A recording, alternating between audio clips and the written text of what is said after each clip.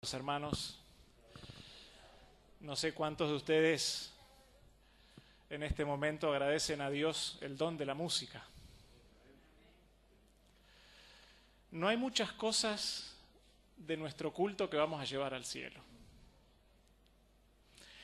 La oración no la vamos a necesitar. La predicación, la Biblia no nos dice nada si nosotros vamos a escuchar un sermón en el cielo, pero sí nos dice que vamos a cantar. Hermano, la música toca nuestro corazón de una manera que solamente Dios puede hacer que trabaje de esa manera. Y gracias a Dios cuando esos dones son puestos a su servicio, ¿no es cierto? Nuestro hermano, Dios le ha dado ese don,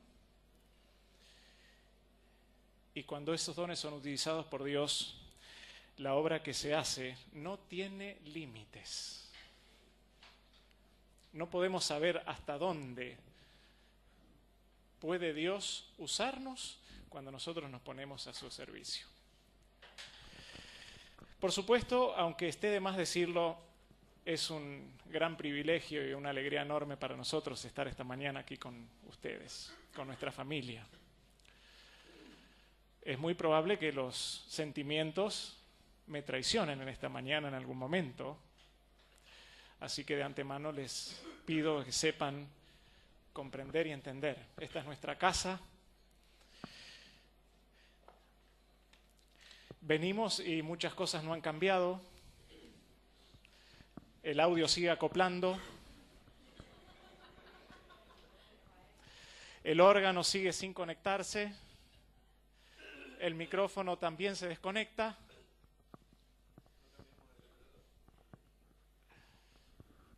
Y eso nos hace sentir en casa. Hermanos, excepcionalmente le pongo título a los sermones, y este es uno de excepción, y el título que lleva es Cuando Dios guarda silencio.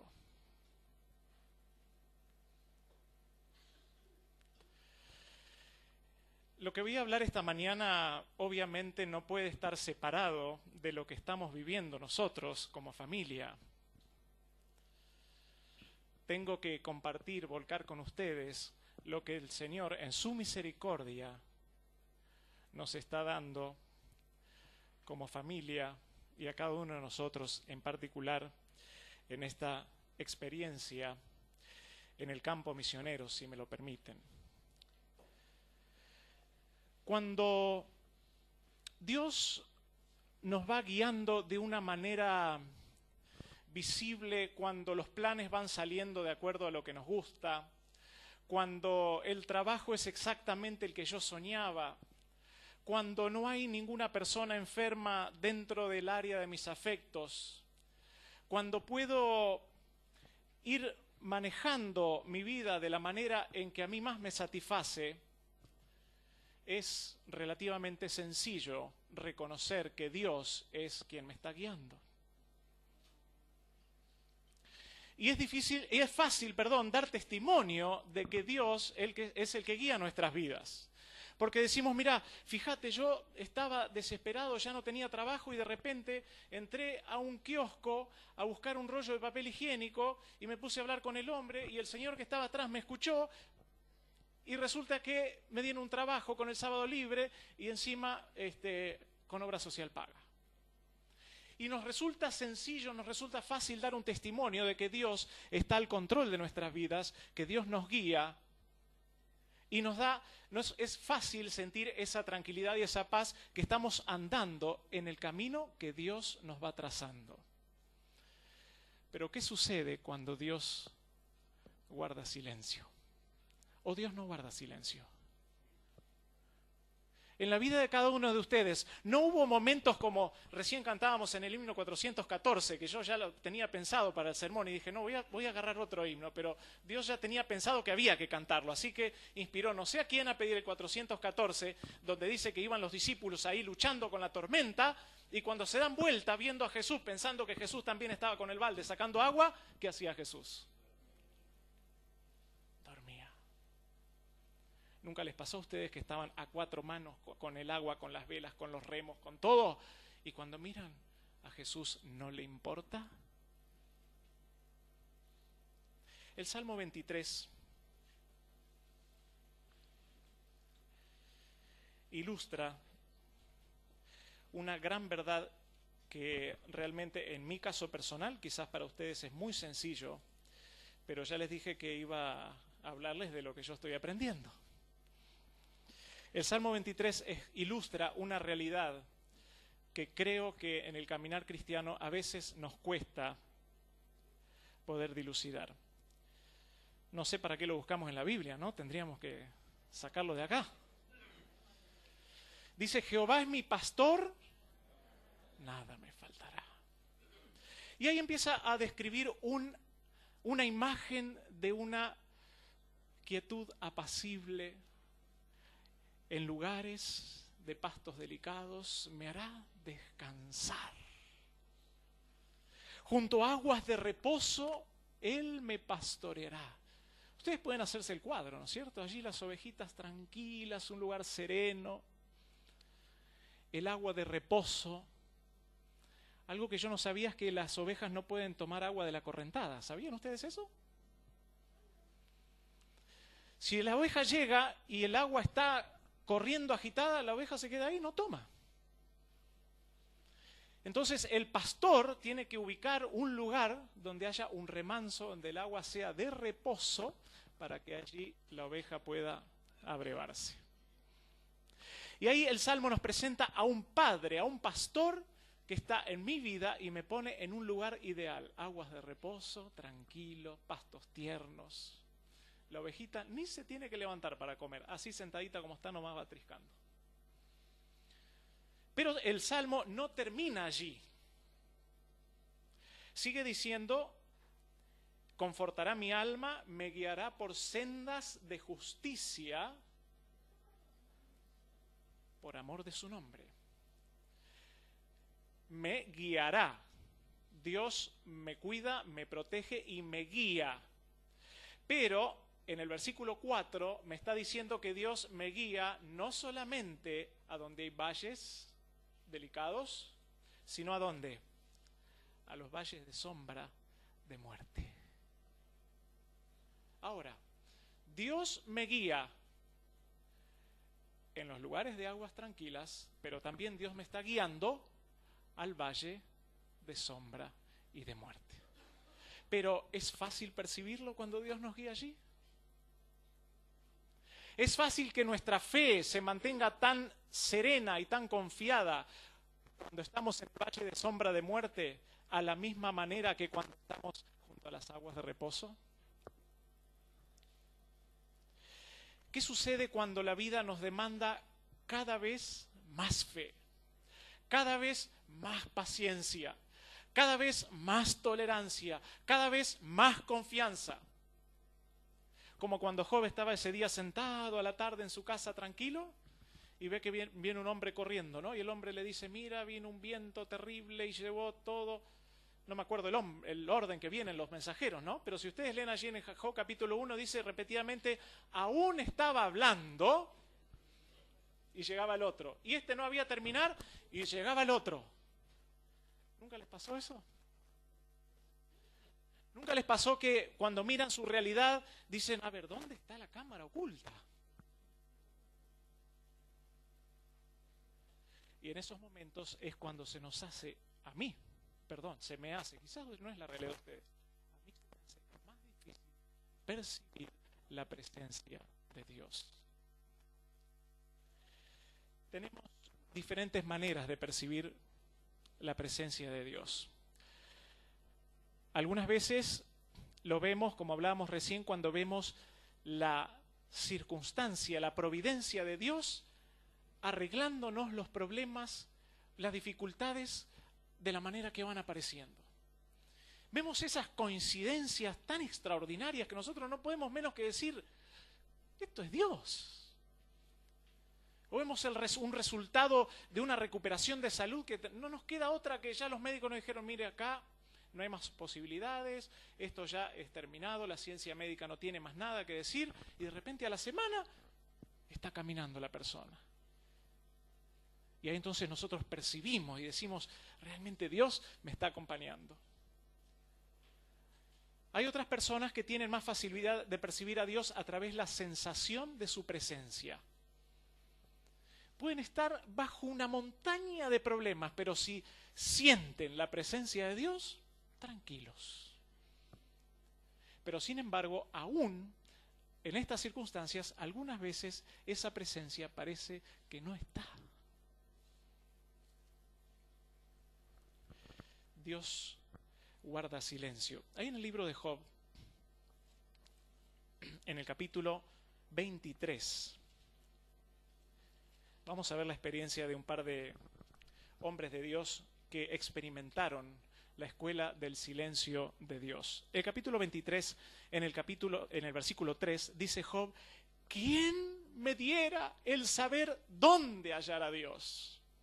¿Lo percibía Job a Dios? Sigue diciendo en el versículo 8, si voy al oriente, no lo hallaré. Si voy al occidente, no lo puedo percibir. Si voy al norte, no lo veré. Y al sur se esconderá y no lo veré.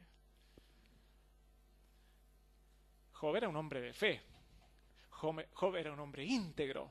Job era un hombre que la Biblia nos dice perfecto en sus caminos delante de Dios. Sin embargo, llega una experiencia, un momento en su vida en que Job sentía el silencio de Dios. Sentía que estaba enterrado en lo más hondo de la desesperación y clamaba a Dios y Dios no respondía. O eso es lo que sentimos. Dios no responde. Abraham un día estaba sentado en Ur de los Caldeos y el Señor le dijo, levántate, vete a la tierra que te voy a mostrar. Y allá salió Abraham con toda su gente, con su familia. Después se le aparece otra vez el Señor y le dice, voy a hacer tu descendencia como las estrellas del cielo, incontables como las arenas del mar. Yo creo que con un médano alcanzaría, ¿no? Imagínense todas las arenas del mar. Y esa es la promesa que le hace Dios. Y Abraham mira a Sarita, ya pasada en edad, se mira a sí mismo. Dice, bueno, Señor, sí, acá está mi siervo Eleazar. No, le dice Dios, no, ningún Eleazar, es tu semilla, tu simiente. Bueno, dice Abraham, seguramente de aquí a 4 o 5 meses voy a tener que empezar a preparar el cuarto, pintar, comprar la cuna. Pero pasaron 5 meses, pasaron 5 años. Silencio. ¿Se imaginan lo que sería para Abraham y Sara presentarse con nuevos amigos? Llegaban allí a la reunión de Pami. Abraham y Sara, ya viejitos, 99 años. ¿Qué tal? Encantado de conocer. Mi nombre, ¿cómo es su nombre? Mi nombre es Padre de Naciones. Oh, encantado de conocerle. Y aquí está mi señora, Madre de Reyes y Reinas, o Reyes y Príncipes. Oh, qué bueno. ¿Cuántos niños tienen? Ninguno. Silencio. Un día José se fue a dormir como todos los días. Hizo su oración, se acostó allí en la carpa. Y el Señor se comunicó con él a través de un sueño y le dijo a José que él iba a ser un líder de tal magnitud que toda su familia le iba a rendir reverencia. ¿Sí o no? No solo eso, unos días más tarde, cuando se vuelve a dormir, Dios se lo vuelve a repetir. Le dice, José, mirá, este es tu futuro, vas a ser un líder. ¿Qué es lo siguiente que escuchamos de José? En cadenas, en un camello, rumbo a la esclavitud. Dios, ¿dónde estás? Silencio. Pasó un año, pasaron 5 años. De repente, a los 7, 8 años, José quizá puede haber percibido más la forma en que Dios guiaba las cosas cuando ya dice que Potifar lo consideraba más un hijo que un esclavo. Dice, este era el plan de Dios. Trabajaba con esfuerzo, con honestidad. ¿Qué es lo siguiente que escuchamos? A la cárcel. ¿Injusto? Sí, muy injusto. ¿Sufrimos injusticias? ¿Quién no sufrió injusticias nunca, hermanos, acá? Soy el único, entonces. Vivimos rodeados de injusticias. ¿Lo estaba guiando Dios?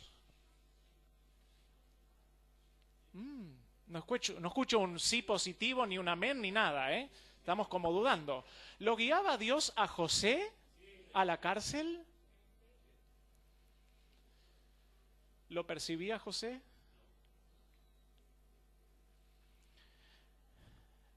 «15 años duró el silencio de Dios con José». Nosotros interpretamos muchas veces el silencio de Dios de la manera en que interpretamos el silencio de las personas. Cuando alguien no nos habla, pensamos, por ejemplo, que está enojado. Este está enojado, no me habla. Si hay algún matrimonio presente, esto no tiene nada que ver con la realidad. Está enojado, está enojada, no me habla, ¿no? A veces también percibimos el silencio con aquellas personas que no están de acuerdo con nosotros. Como no están de acuerdo con lo que yo digo, directamente me ignora. O directamente pensamos que no hablan con nosotros porque no le importamos. Ni siquiera soy digno de que esta persona me hable. Y así interpretamos el silencio de Dios. Sin embargo, el silencio de Dios tiene otro propósito totalmente diferente y tiene otra razón de ser totalmente diferente. Generalmente, cuando estamos en la escuela del silencio de Dios, lo primero que pensamos es, ¿qué hice mal? ¿Dónde le erré en el camino? Porque venía bárbaro. Y de repente todo se cayó abajo. Traía todo ordenado y de repente, así, pero una tras otra, algo seguro que me equivoqué. O empezamos a reinterpretar la providencia divina. ¿Será que realmente entendí bien cuando Dios me dijo que este trabajo era para mí? ¿Será que realmente entendí bien cuando Dios me dijo que esta persona era para mí? Comenzamos a reinterpretar. Pero no es ninguno de esos el propósito del silencio de Dios. ¿Se acuerdan de Pablo? Iba todo orgulloso en su caballo allí. Dios lo derriba en tierra. Pablo en su desesperación le dice, Señor, ¿qué quieres que haga? Y Jesús le dice, ve ahí a la casa de Ananías y ya te vamos a decir lo que tenés que hacer. Muy bien, dice Pablo, voy a llegar y seguro me va a estar esperando alguien allí. Lo primero que le pasa es que va ciego. Lo segundo que le pasa es que pasa un día, pasan 2 días, pasan 3 días. ¿Y qué había? Silencio. Claro, nosotros ahora mirándolo en retrospectiva decimos 3 días al lado del pobre Abraham que esperó 30 años, no es nada. Pero Pablo no sabía si iban a ser 1 día, 2 días, 3 meses o 3 años de estar allí. Dios le dijo, sentate y espera. Silencio. ¿Saben que aún Cristo sintió el silencio de Dios? En la cruz. Padre, ¿por qué me abandonaste?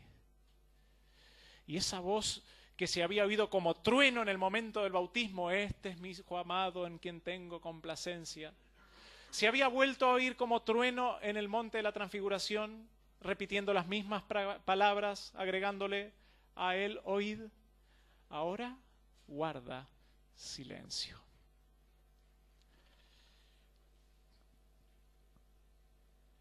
La historia de Moisés nos ilustra parte de lo que logra Dios con el silencio. Moisés tuvo una preparación académica extraordinaria. Fue preparado en las mejores universidades con los mejores recursos que disponía el mundo en ese momento. Y llegó un día en que Moisés, sabiendo lo que Dios pretendía de él, dijo: me voy a poner a trabajar, voy a hacer mi tarea, el objetivo que se me ha encomendado, voy a salvar a Israel. Y allí fue, vio que discutían dos, un egipcio con un hebreo, le dio muerte al egipcio, lo metió bajo la arena. Él pensaba que Dios iba a salvar a su pueblo con sus capacidades. Ahora yo les hago una pregunta. Si ustedes estuvieran administrando la vida de Moisés, ¿cuándo lo hubieran mandado a liberar al pueblo? Honestamente, sin conocer la historia. ¿Cuándo lo hubieran enviado? ¿Cuando era un viejito de 80 años que se había pasado 40 años hablando con las ovejas? ¿No? Hubiéramos dicho, miren, 40 años, vigor, recién, con todos los contactos políticos, económicos que tiene, con la capacidad de mando, la capacidad de organización, está en la flor de la vida. Este es el momento. ¿Cuándo hubieran ustedes iniciado el ministerio de Cristo? A los 12 años, Jesús daba cátedra a los eruditos de la nación. ¿Qué hubieran hecho ustedes? Yo lo hubiera puesto en ministerio, ahí mismo. ¿Cuántos sermones nos hemos perdido por tener a Jesús durante 20 años metido en una carpintería ahí cortando tablas? ¿Cuántos milagros, cuántas personas se podrían haber sanado en esos años? Sin embargo, Dios determinó que había un tiempo de silencio. Y allí entonces, cuando Moisés creyó que estaba preparado, Dios le dice: Moisés, vení, vamos aparte un poquito. Tengo que explicarte un par de cosas antes de que puedas estar listo. 40 años de silencio. Yo no sé si alguna persona en este momento está viviendo, está cursando esta materia del silencio de Dios. No sé si lleva un mes, un año, 5 años, no lo sé. Moisés tuvo que vivir 40 años de silencio. Y cuando Moisés sintió, cuando él percibió que lo único que iba a hacer el resto de su vida era estar cuidando un puñado de ovejas olorosas, entonces el Señor le dijo: ahora sí estás preparado. Nos dice el espíritu de profecía que Moisés, antes de ir al desierto, se había sentido completamente preparado para la obra de libertar a Israel de la esclavitud. Ministerio de Curación 377. Y eso es precisamente lo que lo inhabilitaba para hacer su tarea. Hermanos, cuando yo llegué a Río Pico, dije: tercera generación de adventista, anciano de iglesia, ¿cuántos años? He dado quién sabe cuántas centenares de sermones en mi vida.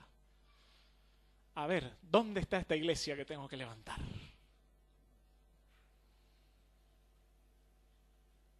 Y el Señor me llevó a la escuela del silencio. No es sencillo, ¿eh? Les puedo decir que no es sencillo. Pero, mis hermanos, es la única manera en que Dios puede enseñarnos que nuestra única capacidad se encuentra en nuestra total dependencia de Él.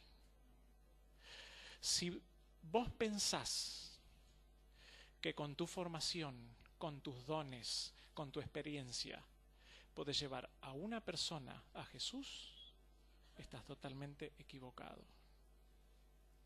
Eso no sirve de nada. El Señor lleva 2 años desenseñándome un montón de cosas y enseñándome otras nuevas. Y cuando yo me arrodillo a la mañana y le pido: Señor, muéstrame hoy cómo puedo tocar el corazón de una persona, ese día suceden los milagros. Y allí, cuando Moisés Nos dice Ministerio de Curación, continúo la cita, dice, pero Dios no lo vio así. Su providencia señaló a Moisés un periodo de 40 años de preparación en el desierto como pastor de ovejas. No se preocupen que Dios no tiene apuro, hermanos. Por ahí aquellos que ya empezamos a peinar canas y tenemos el objetivo de hacer algo extraordinario por el Señor, no nos preocupemos, Dios tiene su tiempo. Él nunca llega tarde, pero tampoco nunca se adelanta. No nos adelantemos nosotros. Luego de 40 años ya no se proponía hacer una gran obra. Se había olvidado de su gran obra, se había olvidado del gran capitán, del gran general que él era. Y entonces estaba preparado para hacer la obra de Dios. Dice, procuraba hacer fielmente y como para Dios la tarea que le estaba encomendada.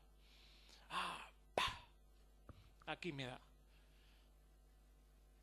Yo tenía grandes objetivos, pero me estaba olvidando de las cosas que Dios me estaba dando para hacer en ese momento. A veces tenemos planes tan espectaculares trazados para hacer para Dios y la gente alrededor nuestro está sufriendo y nosotros no lo percibimos.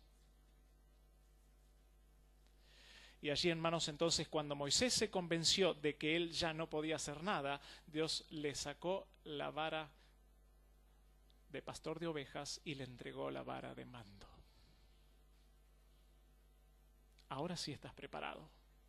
Vamos a trabajar. ¿Y cómo respondió Moisés? Éxodo capítulo 3. Éxodo capítulo 3.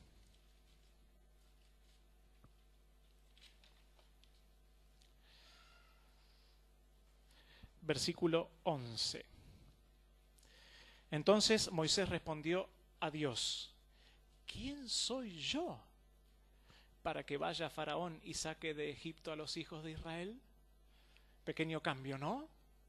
Entre estos dos Moisés.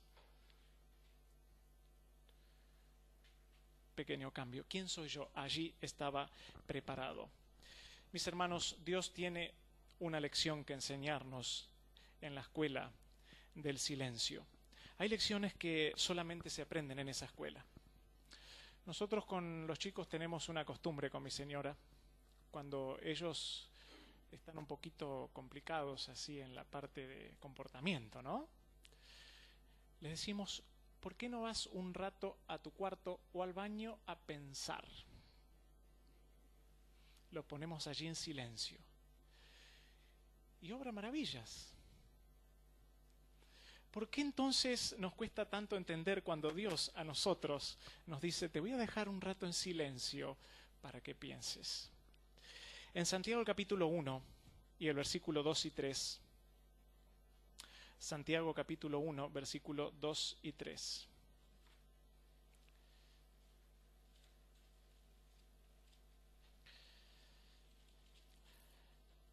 Dice, hermanos míos, tened por sumo gozo cuando os halléis en diversas pruebas, sabiendo que la prueba de vuestra fe produce paciencia. Todos nos reímos cuando leemos esta frase que dice, Dios mío, dame paciencia, pero ya. ¿No es cierto? ¿Por qué nos reímos? Porque todos sabemos que la paciencia, ¿cómo se logra? Esperando. No hay manera de que alguien nos pueda regalar paciencia. La paciencia es la práctica, el ejercicio de saber esperar. Yo creo que por eso el Señor siempre me pone en la cola de la cajera que no tiene cambio.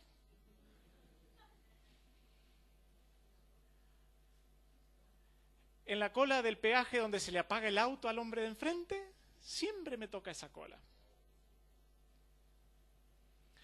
Porque el Señor nos tiene que enseñar paciencia, nos tiene que enseñar a saber esperar. Y saber esperar en paz. Sin esa ansiedad que nos trastorna, ¿no? Vivimos en una sociedad tan acelerada que nos contagia esa ansiedad. Pedimos almuerzo y si en 3 minutos no viene la comida ya, empezamos a mirar. Necesitamos aprender paciencia. Y necesitamos aprender también, hermanos, otra lección muy importante. Se encuentra allí en 2 de Corintios, el capítulo 12.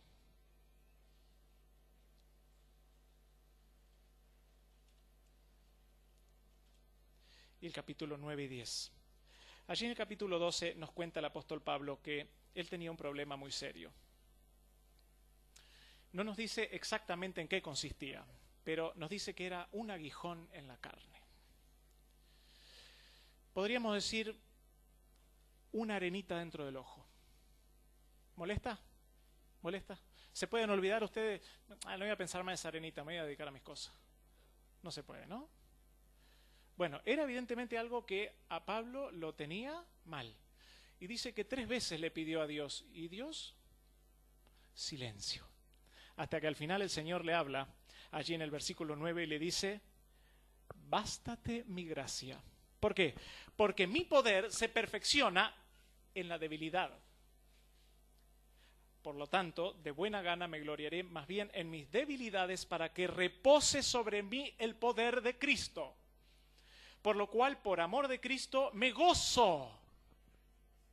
Me gozo en las debilidades, me gozo en las afrentas, en necesidades, en persecuciones, en angustias. ¿Por qué se goza?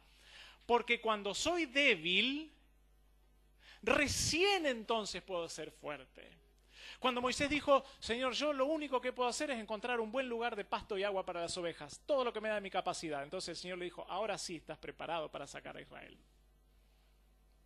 Cuando José dijo, Señor, yo lo mejor que puedo hacer es ayudar a estos otros muchachos que están presos acá y levantarles el ánimo. Entonces el Señor dijo, ahora estás preparado para ser el segundo después de Faraón.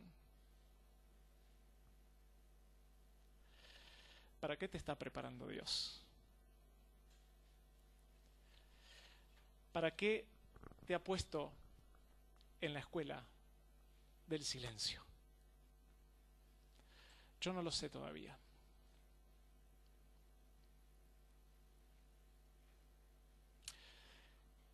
Estoy tratando de aprender cada día a depender más de Dios y no a depender de lo que yo puedo hacer con mis manos, con mi inteligencia, con mi formación, con todas esas cosas que Satanás nos engaña a pensar de que nos van a garantizar la salida. Yo no sé qué tiene Dios para tu vida, para qué te está preparando, no lo sé. Pero puedes estar seguro de que Dios tiene un plan que excede tus mejores expectativas.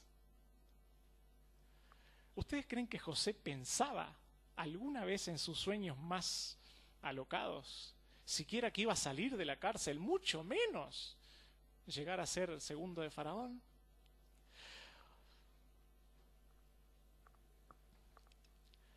Quizás Dios te está preparando para el trono.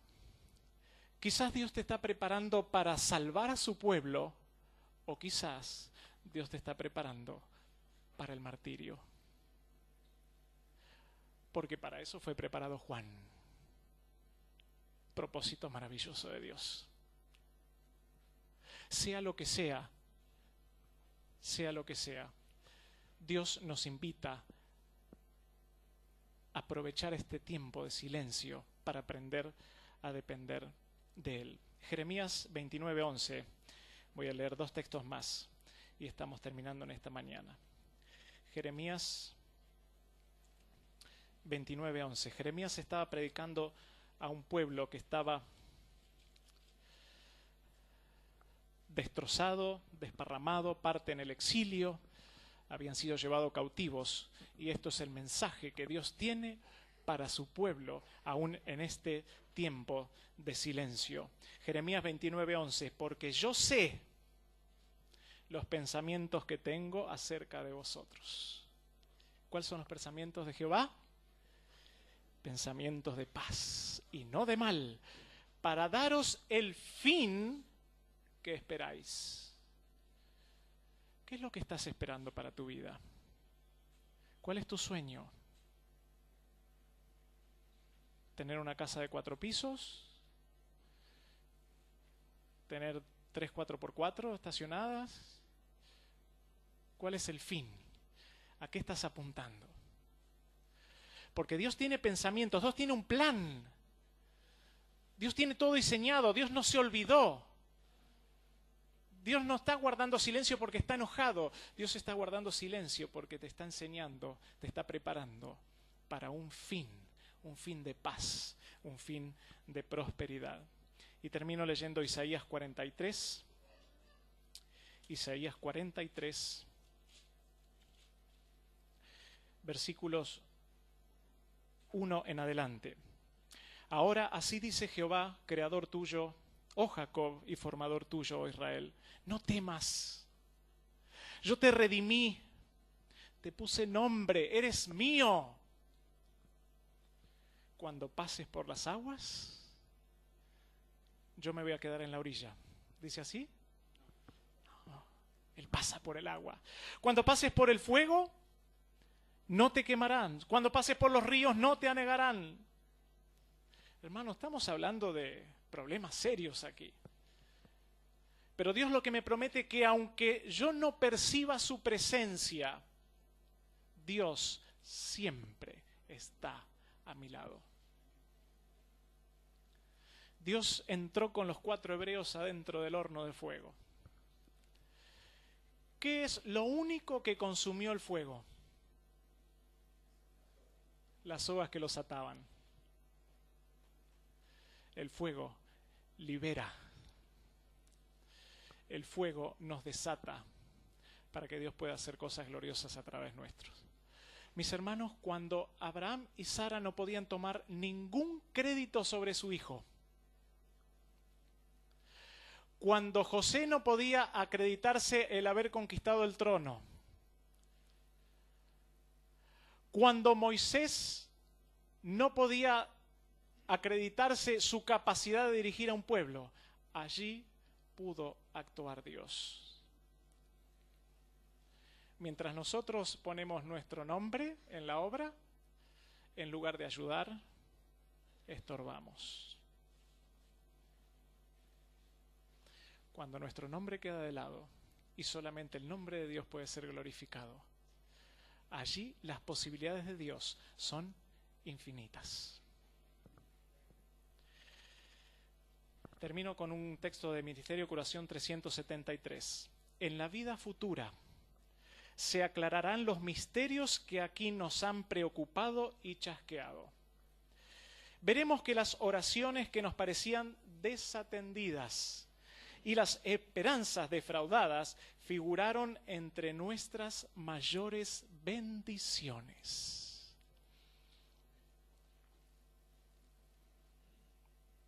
¿Cómo? Esas oraciones cuando yo con lágrimas ruego a Dios y que parece que se pierden allí nomás en la atmósfera y no llegan a ningún lado, esas son las mayores bendiciones que Dios tiene para nosotros. Vamos a terminar con un himno en esta mañana, hermanos. Un himno de esperanza, de confianza y de fuerza en Jesucristo, mártir de paz. Creo que está bajo el número 360 en el himnario nuevo. Cuando estamos en silencio es el momento en que Satanás más nos pone la pantalla de las dificultades para que nuestra atención esté concentrada en eso. Y ese es el momento en que nosotros debemos dirigir nuestra atención a las promesas de Dios que nos van a sacar a través de ese tiempo de silencio a la gloria de la revelación de Dios.